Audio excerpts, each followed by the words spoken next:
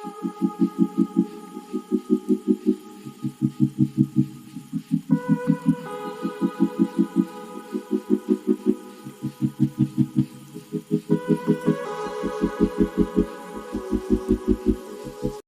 ನಿಮ್ಮ ಕೃಷಿಕ ನವೀನ್. ಓಕೆ, ಇವತ್ತು ಟ್ಯಾಕ್ಟ್ರ್ ತಗೊಬರ್ಬೇಕು, ಲಕ್ಷಾಂತರ ರೂಪಾಯಿ ಕಟ್ಟು ಲೋನ್ ಕಟ್ಟಬೇಕು, EMI ಕಟ್ಟಬೇಕು, 101 ಪ್ರಾಬ್ಲಮ್ ಇದ್ದಾವೆ. ಅಂಥದ್ರಿಗೆ ಓಲ್ಡ್ ಈಸ್ ಗೋಲ್ಡ್ ಅನ್ನೋದೊಂದು ಮಾತಿದೆಯಲ್ಲ, ಆ ರೀತಿ ಇಲ್ಲೊಬ್ಬರು ಪ್ರಗತಿಪರ ರೈತರು ಓಲ್ಡ್ ಈಸ್ ಗೋಲ್ಡ್ ಅನ್ನೋ ರೀತಿಯಲ್ಲೇ ಅವರ ಕೃಷಿನ ಮತ್ತು ಅವರು ಪಾರ್ಟ್ ಟೈಮಾಗಿ ಜಾಬ್ನೂ ಮಾಡ್ತಿದ್ದಾರೆ, ಕೃಷಿನೂ ಮಾಡ್ತಿದ್ದಾರೆ. ಹಾಗಾಗಿ ಎಲ್ಲರಲ್ಲೂ ಕೂಡ ಯಶಸ್ಸನ್ನು ಕಾಣ್ತಿದ್ದಾರೆ. ಅಂಥ ರೈತರನ್ನೊಬ್ಬರನ್ನ ಮೀಟ್ ಮಾಡೋಣ ಬನ್ನಿ. ಅವ್ರ ಹೆಸರು ವಿಶ್ವನಾಥ್ ಅಂತ. ಅವ್ರು ಏನೇನು ಕೃಷಿ ಮಾಡ್ತಾರೆ ಅವರನ್ನೇ ಕೇಳೋಣ ಬನ್ನಿ.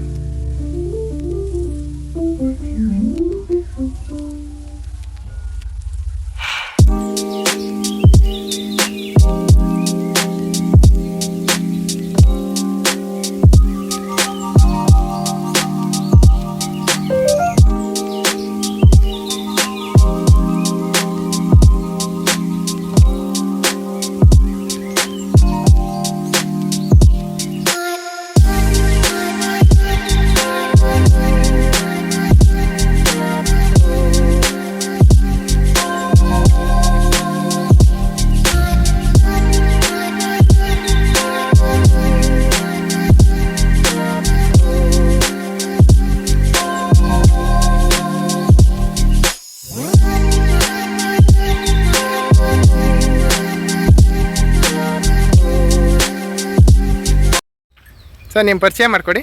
ನಾನು ವಿಶ್ವನಾಥ್ ಅಂದ್ಬಿಟ್ಟು ಗಿರಿಮಳ್ಳಿ ಸಾಗೇನು ಹೋಬಳಿ ಹಾಸನ ತಾಲೂಕು. ನಾವು ವರೇಶ್ವರ ಸ್ವಾಮಿ ಪೂಜಾರರು. ನಮ್ಮ ತಾತ ಹೊನ್ನೇಗೌಡರು, ಅವ್ರ ಮಕ್ಕಳು 6 ಜನ. ನಮ್ಮ ಅಪ್ಪಾಜಿಯವರು 5ನೇವರು, ಅವ್ರ ಮಗ ವಿಶ್ವನಾಥ್. ನಿಮ್ಮ ಅಪ್ಪಾಜಿ ಹೆಸರು ಏನಂತ? ಆನಂದಣ್ಣ ಅಂದ್ಬಿಟ್ಟು, ಆನಂದೇಗೌಡರು ಅಂತಾರಲ್ಲ. ಬನ್ನಿ ನವೀನ್ ಅವರೇ, ನಾನು ಗಾಡಿ ಮಾಡಿದ್ದೀನಿ ನೋಡಿ. ಇದು ಮಾಡಿ ಹೆಚ್ಚು ಕಡಿಮೆ ಒಂದು 7-8 ವರ್ಷ ಆಗಿರ್ಬೋದು. ಬಟ್ ಇವತ್ತಿನವರೆಗೂ ಅವತ್ತಿನ ಕಾಲದಲ್ಲಿ ಒಂದು 7-8 ಸಾವಿರ ಖರ್ಚು ಮಾಡಿದ್ದೀನಿ. ಟೈರ್ ತಂದಿದ್ದೀನಿ, ಆಕ್ಸಲ್ ತಂದಿದ್ದೀನಿ, ಕಬ್ಬಣ ತಂದಿದ್ದೀನಿ ಅಷ್ಟೇ. ಮರ ಪೀಸ್ ಎಲ್ಲ ಮನೆಯಲ್ಲೇ ಇತ್ತು. ಮನೇಲಿದ್ದಕ್ಕೋಸ್ಕರ ಎಲ್ಲ ಕುಯ್ದುಬಿಟ್ಟು ಒಂದು ತಲೆ ಉಪಯೋಗಿಸಿ ಮಾಡಿದ್ದೀನಿ. ನಿಮ್ಗೆ ಹೆಂಗೆ ಅನಿಸುತ್ತೆ ನೋಡಿ ಹೇಳಿ. ಇಲ್ಲ, ಚೆನ್ನಾಗಿದೆ. ಇನ್ನು ಹೊಸ ಗಾಡಿನೇ ಇದ್ದಂಗಿದೆ. ಆಲ್ರೆಡಿ ಪೇಂಟ್ ಮಾಡಿದ್ದೀನಿ. ಡಿಸೈನ್ ಜಾಸ್ತಿ ಮಾಡೋಕ್ಕೋಗಿಲ್ಲ. ಸಾಕು, ಡಿಸೈನ್ ಏನು ಬೇಡ. ಆರಾಮಾಗಿ ಬರ್ತೀನಿ. 4-5 ಮೇವು ಹಾಕ್ಯಂತೀನಿ. ಮನೆಯಲ್ಲಿ 3 ಸಿಂಧಿ ಹಸುಗಳಿದೆ, HF. 6 ವರ್ಷದಿಂದ ಏನೇನು ಪ್ರಾಬ್ಲಮ್ ಬಂದಿದೆ ಇದಕ್ಕೆ? ಪ್ರಾಬ್ಲಮ್ ಏನೂ ಬಂದಿಲ್ಲ ಸರ್. ಇವತ್ತಿನವ್ರಿಗೆ ಒಂದು ಪಂಚರ್ ಆಗಿಲ್ಲ, ಇವತ್ತಿನವ್ರಿಗೆ ಒಂದು ಆಯಿಲ್ ಸರ್ವಿಸ್ ಮಾಡಿಸಿಲ್ಲ. ನಿಮಗೆ ಟ್ರ್ಯಾಕ್ಟರ್ ನಂಗೆ ತರಬೇಕು ಅನ್ನಂಗಿಲ್ಲ. ಆರಾಮಾಗಿ ಬರ್ತೀನಿ, ಆರಾಮಾಗಿ ಹೋಗ್ತೀನಿ. ಬಟ್ ಈಗಿನ ಕಾಲದ ಏನಪ್ಪ ಅಂದರೆ, ಹೈವೇಲಿ ಹೋಗ್ಬೇಕಾದ್ರೆ ಯಾರೇ ಬಂದು ಗುದ್ದಿರೋ ಆಕ್ಸಿಡೆಂಟ್ ಮಾಡ್ತಾರೆ. ತಿಂಗಡಿ ಸಹಜ ಆಗಿದೆ. ಅದೇ ತಿಂಗಡಿ ಹೋಗ್ಬಿಟ್ಟು ಯಾವುದಕ್ಕೂ ಗುದ್ದಿ ಆಕ್ಸಿಡೆಂಟ್ ಆಗಿದೆ ಅಂತ ಇವತ್ತಿನವ್ರಿಗೆ ಇಷ್ಟಿಲ್ಲೇ ಇಲ್ಲ. ಯಾಕೆ ಇಷ್ಟಲ್ಲ? ಇಲ್ಲ, ನಮ್ದು ಹೋಗೋದು 3 ಜನ ಡ್ರೈವರ್. ನಾವು 3 ಜನ ಡ್ರೈವರ್ ಇರ್ತೀವಿ. 3 ಜನ ಡ್ರೈವರ್ ಅಲ್ಲಿ ಸರ್, ನೀವು ಒಬ್ಬರೇ ಇರ್ತೀರಲ್ಲ? ನಾವಲ್ಲ ಸರ್, ಇಲ್ಲಿಗೆ ಒಬ್ರು ಇರ್ತಾರೆ, ಆ ಕಡೆ ಒಬ್ರು ಇರ್ತಾರೆ, ನಾನೊಬ್ಬ ಇರ್ತೀನಿ. ಅಂದ್ರೆ ನಿಮ್ಮ ಗಾಡಿಗೆ 3 ಜನ ಡ್ರೈವರ್? 3 ಜನ ಡ್ರೈವರು. ಆರಾಮಾಗಿ ಮನೆ ಕೇಂದ್ರ ಕಣ್ಣು ಮುಚ್ಕೊಂಡು ಮೊಬೈಲ್ ನೋಡ್ಕೊಂಡು ಹೋದ್ರು ನಾನು ಕಟ್ಟ ಮನೆ ತನಕ ಬಿಡ್ತಾರೆ ಅವು. ಯಾವ್ದು ಥರ ಇವತ್ತರೂ ತೊಂದರೆ ಆಗಿಲ್ಲ. ಬಟ್ ಅಲ್ಲೇ ಒಂದಿದೆ ನಮ್ದು, ಅದು ಬಲ್ದ ಕಡೆಗೆ ಬರುತ್ತೆ ಹಸು ನಮ್ದು. ಅದು ಕರ ಹಾಕಿದೆ, ಹಳ್ಳಿ ಕರ, ಹೋರಿ ಕರ. ಇಲ್ಲೊಂದಿದೆ, ಇದು ಒಂದು ಹಳ್ಳಿ ಕರ ಹಾಕಿದೆ, ಹೋರಿ ಕರ. ಇದು 2 ಲೀಟರ್ ಹಾಲು ಕೊಡುತ್ತೆ, ಅದು 2 ಲೀಟರ್ ಹಾಲು ಕೊಡುತ್ತೆ ಡೈಲಿ. ಸರ್, ಅಂದ್ರೆ ಇವು ಓರಿ ಅಲ್ಲ, ಹಸುಗಳು? ಹಾಲು ಕರಿತೀನಿ. ಜಾಸ್ತಿ ಏನು ಮಾಡಲ್ಲ, ಮೇವು ಇಟ್ಕೊಂಡು ಹೋಗಿ ಇಟ್ಕೊಂಡಿದ್ದೀನಿ ಅಷ್ಟೇ. ಆಮೇಲೆ ನಿಮ್ಮ ಆದ್ರೆ 7-8 ಸಲ ತಿರುಗಬೇಕು, ಪೆಟ್ರೋಲ್ ಖರ್ಚು. ಇದಾದ್ರು ಒಂದೇ ಸಲ ಆಗುತ್ತೆ. ಏನೇ ಇದು ಇದಾಗಲ್ಲ. ಹಂಗಂದ್ಬಿಟ್ಟು ಇಟ್ಕೊಂಡಿದ್ದೀನಿ. ಇವತ್ತಿನವ್ರಿಗೆ ತಂದು ಅವು ಒಂದು 5-6 ವರ್ಷ ಆಗಿದೆ. ಗಾಡಿ ತಂದು 7-8 ವರ್ಷ ಆಗಿದೆ ಮಾಡಿ ನಾನು. ಆ ಥರ ಆಗಿದೆ ಸರ್. ಅಂದರೆ ನೀವು ಹೇಳೋ ಪ್ರಕಾರ ಈಗ ಎತ್ತುಗಳಿಗಿಂತ ಹಸುಗಳಾದರೆ ಇದನ್ನು ವರ್ಕೌಟ್ ಆಗುತ್ತೆ ಅಂತ? ಆಗುತ್ತೆ ಸರ್. ಈಗ ಹಳ್ಳಿ ಕರ 2 ಹಾಕಿದೆ. ಕರ 6 ತಿಂಗಳು ಕಮ್ಮಿ ಹಾಕಿದೆ. ಈಗ ಒಂದು ವರ್ಷ ಇಟ್ಟು ಮೇಂಟೈನ್ ಮಾಡಿದ್ರೆ ಅವು ಎಮ್ಮೆ 34,000 ರೂಪಾಯಿ ಮೇಲೆ ಹೋಗುತ್ತೆ ಹಳ್ಳಿ ಕಾರ್. ಇವತ್ತು ಹೆಂಗಿದ್ರೆ ಗೊತ್ತು ಹಳ್ಳಿ ಕಾರ್ ಹೆಂಗೆ ನಡೀತಾ ಇದೆ ಅನ್ನೋದು ಒಂದೆಲ್ಲ. ಹೌದು. ಹಂಗಾಗಿ ಅದು ಇಟ್ಕೊಂಡಿದ್ದೀನಿ, ಹಳ್ಳಿ ಕರ ಹಾಕ್ಸ್ಬಿಟ್ಟು ಇಟ್ಕೊಂಡಿದ್ದೀನಿ ಎಲ್ಲನೂ. ಈಗೇನಪ್ಪ ಅಂದರೆ ಒಂದು ನೆಕ್ಸ್ಟು ಇದಕ್ಕೆಲ್ಲ ಇದು ಮಾಡಿಸ್ಬಿಟ್ಟು ಮತ್ತೆ ಕರ ಹಾಕಿಸ್ಕೊಂತೀನಿ, ಆರಾಮಾಗಿ ಕೆಲಸ ಮಾಡ್ಕೊತೀನಿ. ಏನಂತಂದ್ರೆ ಈಗ ಹೋಗಿ 10 ಗಂಟೆದಾಗ ಕೆಲಸ ಅಷ್ಟೇ. 10 ಗಂಟೆ ಮೇಲೆ ಶೆಡ್ಡಿಗೆ ಹೋಗಿ ಮನೆ ಅಂತ ಮೇಲೆ ತಿನ್ಕೊಂಡು ಅಷ್ಟೇ. ಅವು ನಾಳೆ ಬೆಳಗ್ಗೆ ತಕ್ಕ ಅವಕ್ಕೇನೋ ಕೆಲಸ ಇರೋಲ್ಲ.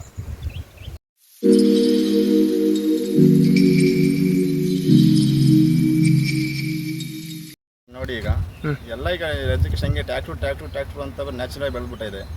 ಏನಪ್ಪ ಅಂದ್ರೆ ಈಗ ಬ್ಯಾಂಕಿಗೆ ಸಾಲ ತಗೊಂಡು ಅದನ್ನ 2 ಲಕ್ಷ 12 ಲಕ್ಷ ಬಂಡವಾಳ ಹಾಕ್ಕೊಂಡು ಅದಕ್ಕೆ ಬಡ್ಡಿ ಕಟ್ಕೊಂಡು 15 ಲಕ್ಷ ಮಾಡ್ಕೊಂಡು ಅದರಲ್ಲಿ ಯಾವ ಪ್ರಾಫಿಟು ಇಲ್ಲ ಅವರಿಗೆ. ಇವತ್ತಿನಲ್ಲಿ ಟ್ಯಾಕ್ಟ್ರ್ ದುಡಿಯೋದೆಲ್ಲ ಸುಳ್ಳು. ಫಸ್ಟ್ ಆಫ್ ಆಲ್ ಹೇಳ್ಬೇಕು ಅಂದ್ರೆ ಇವತ್ತಿನವ್ರಿಗೆ ನೋಡಿ ನಾವು ಹಾಕಿರೋದು 7-8 ವರ್ಷ ಹಿಂದ್ಗಡೆ ಒಂದು 10,000 ಬಂಡವಾಳ ಹಾಕಿ ಅಮ್ಮ 10,000 ಬಂಡವಾಳ ಹಾಕಿರ್ಬೋದು. ಇವತ್ತು ನಮ್ಗೆ ಆದಾಯ ಬರ್ತೈತೆ, ನಸೂಸ್ ಹಾಕಿದ್ದೀನಿ, ಅವರಲ್ಲೂ ಆದಾಯ ಬರ್ತಾಯಿದೆ. ಯಾವುದಲ್ಲೇನು ಕಮ್ಮಿ ಅಂತ ಆಗಿಲ್ಲ ಆದಾಯ. ನಮ್ಮ ಬೆಸ್ಟ್ ನಿಮ್ಮ ಬೆಸ್ಟ್ ನೋಡಿ. ಇದಕ್ಕೆ ಆಯಾ ಸರ್ವಿಸ್ ಮಾಡ್ಸಂಗಿಲ್ಲ. ಪಂಚರ್ ಹಾಕ್ಸ್ಬೇಕು ಯಾವಾಗಲೂ ಒಂದು ಪಂಚರ್ ಹಾಕ್ಸಿಲ್ಲ ಇವತ್ತಿನವರೆಗೂ. ಯಾಕೆ ನಾನು ಲೋಡ್ ಹಂಗೆ ಹಾಕಲ್ಲ. ಏನೊಂದು 5 ರಿಂದ 6 ಮೇವು ಅಷ್ಟೇ ಹಾಕಿರಿ ಎಷ್ಟು ಅದು 2 ದಿನ ಆಗುತ್ತೆ. ಅದೇ ಒಂದು ತಗೊಂಡೋದ್ರೆ ಯಾವ್ದು ಬಿಟ್ಟರು ನೀವು ಯೋಚನೆ ಮಾಡಿ. ಎಷ್ಟು ಹಸುಗಳು ಸಾಕಿದ್ದೀರಾ? ಮನೇಲಿ 3 HF ಇದೆ, ಇವು 2 ಹಸುಗಳಿದೆ. ಇವು ಏನಪ್ಪ ಗಾಡಿ ಹೊಡ್ಕೊಂಡು ಬರೋಕೆ ಅಷ್ಟೇ, ಮೇವು ತಗೊಂಡೋಗಕ್ಕೆ. ಜಸ್ಟ್ ಅವು ವಾಕ್ ಮಾಡಿಸೋ ರೀತಿಲಿ ಸಾಕೊಂಡಿದ್ದೀರಾ ಅಷ್ಟೇ. ಏನಿಲ್ಲ ನೋಡಿ, ನೀವೇ ನೋಡಿಲ್ಲ. ಬೆಳೆ ಕರ್ಕೊಂಡು ಬರ್ತೀನಿ, ಹೊರಮಾಗ್ತೀನಿ, ನೀವು ಹೋಗಿ ಮಿಷಿನ್ ಇದೆ ಮೇವು ಬಿಡೋದು ಹೊಡೆದ್ಬಿಟ್ಟು ಸೆಡ್ಡಿ ಕಟ್ಟಕ್ಬಿಟ್ಟು ನಾನು ಡ್ಯೂಟಿ ಇದೆ, ಡ್ಯೂಟಿ ನಾನು ಹೋಗ್ತೀನಿ. ಅಪ್ಪಾಜಿ ಅಮ್ಮ ಮೇಂಟೈನ್ ಮಾಡ್ಕೊಂತಾರೆ ಸಂಜೆ ತನಕ. ಮತ್ತು ನಾವು ಬರೋ ಸಂಜೆ 9 ಗಂಟೆ 10 ಗಂಟೆ. ಸರ್ ಅಂದರೆ ಈಗ ರೈತರಿಗೆಲ್ಲ ಏನು ಹೇಳಕ್ಕೆ ಇಷ್ಟಪಡ್ತೀರಾ? ನೀವು ಟ್ಯಾಕ್ಟ್ರು ಅನ್ನೋದು ಹೋಗಿ ಸುಮ್ಮನೆ ಇನ್ವೆಸ್ಟ್ ಮಾಡೋದು ಸುಮ್ಮನೆ ದಂಡ. ಈಗ ನೀವು ಅಷ್ಟೆಲ್ಲ ಮಾರಿ ಈಗ ಜಮೀನು ಶ್ಯೂರಿಟಿ ಕೊಟ್ಟು ಅವ್ರು ಬಂದು ಟ್ಯಾಕ್ಟ್ರ್ ಹೇಳ್ಕೊಂಡು ಹೋಗಿ ನೀವು ಮತ್ತೆ ಜಮೀನು ಮಾರಿ ಮತ್ತೆ ಜಮೀನು ಮಾರೋದು ದೊಡ್ಡದಲ್ಲ, ಮತ್ತು ಸಂಪಾದನೆ ಮಾಡೋದು ಕಷ್ಟ. ಇಷ್ಟೆಲ್ಲ ಇದೆಲ್ಲ ನಮ್ಮ ಅಣ್ಣಗೌಡ ಸಂಪಾದನೆ ಮಾಡಿರೋ ಜಮೀನು ಏನಿದೆ ಇದೆಲ್ಲ ನಮ್ಮದೇ ಪ್ಲಾಟ್ ಕಡೆ. ಇಷ್ಟೆಲ್ಲ ನಮ್ಮ ಅಣ್ಣಗೌಡ ಜಮೀನು ಇದೆಲ್ಲ ನಮ್ಮ ಅಣ್ಣ ತಂದಿರದೆ, ನಮ್ಮ ಚಿಕ್ಕ ದೊಡ್ಡ ಮಕ್ಕಳು ಇದು ಎಲ್ಲ ಪೂರ್ತಿ ಎಲ್ಲ ಅಣ್ಣಗೌಡ ಸಂಪಾದನೆ ಮಾಡಿರೋದೆ. ನಾವೇನಲ್ಲ, ಅಣ್ಣಗೌಡ ನಮ್ಮ ತಾತ ಸಂಪಾದನೆ ಮಾಡಿ ಕೊಟ್ಟಿರೋದು ನಮಗೆ. ಅದು ಉಳಿಸ್ಕೊಂಡು ಹೋಗ್ಬೇಕು ನಾವು ಮುಂದೆ. ಕರೆಕ್ಟು. ಹಂಗಾಗಿ ಟ್ಯಾಕ್ಟ್ರ್ ತರಕ್ಕೆ ಹೋಗಿ ಈಗ ಶೂಟೇ ಕೊಡ್ತೀನಿ. ಶೂಟ್ ನಂಗೆ ಕಟ್ಟಕ್ಕಾಗಲಿಲ್ಲ ಅಂದ್ರೆ ಟ್ಯಾಕ್ಟ್ರ್ ಬಂದು ಎಳ್ಕೊಂಡು ಹೋಗ್ತಾರೆ. ಎಳ್ಕೊಂಡು ಮರಿದ ಪ್ರಶ್ನೆ ಜಮೀನು ಮಾರ್ಬೇಕಾ ಬರುತ್ತೆ. ನಮ್ಮ ಅಜ್ಜ ಮಾಡಿದ ಏನು ಉಳ್ಕೊಳುತ್ತೆ ನಮಗೆ? ಬೇಡ, ಇನ್ನು ತಗೊಳಕ್ ನೋಡ್ಬೇಕಾ ಹೊರತು ಕಲಿಯಕ್ ನೋಡಬಾರ್ದು ಅಲ್ವಾ ಸರ್?